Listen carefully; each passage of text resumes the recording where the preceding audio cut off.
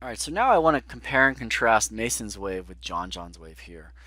These waves are approximately the same size at takeoff. This one might be slightly have an edge in terms of size, but it's probably moving around that 14 to 18 mile an hour range into the beach, as we talked about in the Mason video. So when we look at John taking off on this wave, he takes one stroke and then he airdrops into it. So that's something to really consider. The interesting part about this one is that he has to do a little bit of an airdrop. So going back to watching for the angles of the waves, you can see that this wave, ignore this part because it's actually off screen over here in line with the wave over here is what we want to look for.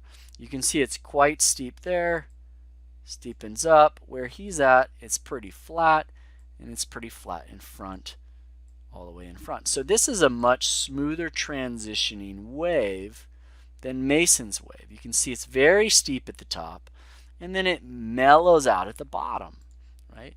So when we're looking at a wave like this is vastly different than Mason's wave, even where Mason was taking off on. John should tap into gravity a lot sooner, and that's why at this point where he takes his stroke, you can already see that he transitions to a little bit steeper. Let's say if we were to measure him here, oops, let me use this tool. We're measuring him here, that's flat.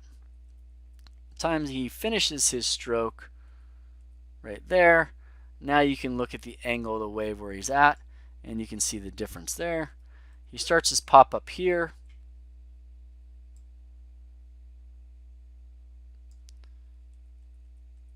And he finishes his pop up there. And you can see actually the steepness of the wave is there even though his board is flat. He had to do that because he's in a very steep section of the wave. He did not catch most of the momentum. This is a great example of him just waiting for gravity to take him to that 45-degree angle before he drops down and into the wave. And you can see if we go back, his stroke into this is like pretty minor. It wasn't much of a stroke at all. It's one stroke, and then he really just waits for gravity to take him. So he waits until he gets to that 45 degree. But it's this gradual, little by little by little by little. Now, if he had paddled really hard for this, let's say he took 1, 2, and then one more strong stroke here, he might have been able to get up to his feet at about this stage here instead of waiting for gravity. Possibly. And that would just increase his probability of making the wave. Now in this case, he had plenty of time to get to his feet, get back on the tail, and he gets this little airdrop, and you can see how the wave really steepens up past 90 or at about 90 here, and he's in the curl of the wave.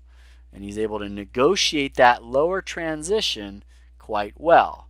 Now for most of our surfing population, it's going to be very difficult for most of us to do that. So we were going to want to give, in addition to this one stroke here, we're going to want to give a sprint stroke right about there. 1, 2, 3, get up to our feet right about there, and then we have a much mellower angle. But here's where you can start to see the differences and the transitions of the wave. Over here, it's well past 90, and you see the transition back there, right? And it's all about the transition from when you start to when you end either your paddle or your pop-up. You're trying to tap into that gravity. So this is a great example of a contrast to what Mason's wave was, where the transition was actually much faster from flat to steep in Mason's wave. And in this one, John really took his time and let gravity take over. You can see, when does he become a planing vessel? Let's investigate. So he's displaced right now, he's submerged in the water. Right about here, you can start to see the water push in front of him right here.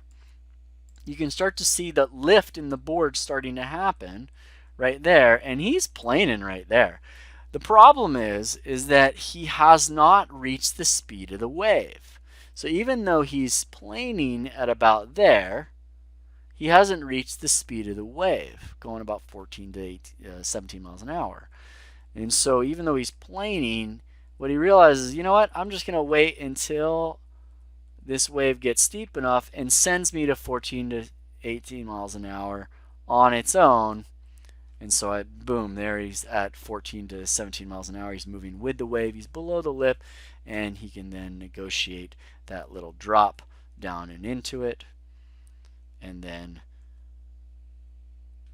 do some ungodly move here that makes us all feel incompetent. As opposed to Mason, who has to get down in front of this wave and then glide in. Vastly different waves, different approaches, but the theory of what to look for and looking for the different angles within the wave itself is the same.